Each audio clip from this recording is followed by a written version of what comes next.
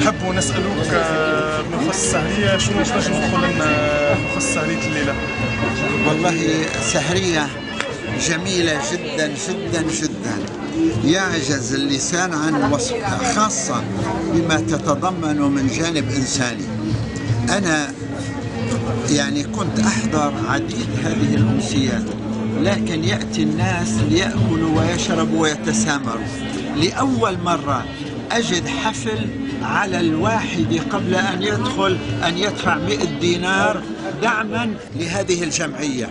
إذن الهدف ليس للطعام والشراب والمسامرة، إنما لدعم هذه الجمعية، هذه المؤسسة التي استطاعت أن تجمع هذا الحشد الضخم الطيب من رجال الأعمال، وأن يتكفل هؤلاء بكل ما ورد في القائمة من أسماء لعائلات معوزات.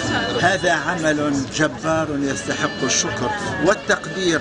ودائما نحن نذكر الكبار وننسى جنود الظلام الذين هم أساس كل عمل طيب، يبدأ بالمصور ويبدأ بالطباخ ويبدأ بطابع المذكرة ويبدأ بناسخها.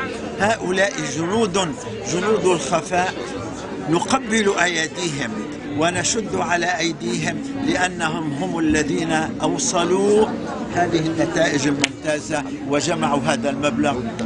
وكنا نتمنى أن يتحقق جمع 105 له، وتحققت بعون الله، فهنيئا لكم بهذا العمل الجبار. وشكرا. كلمة الأخرى، شنو تنجم تقول لأعضاء جمعية التعاون؟ كلمة. أقول لهم: كان الله في عونكم، الله في عون العبد ما دام العبد في عون أخيه. فإن كان هذا خلقكم وهذا ديدنكم وهذا همكم، فلكم من الله النعمة ولكم من الله العون والسداد والمدد. الحلقة ابنتنا ووالدتها بجانبي. الله يجزيهم. بالصور بعده.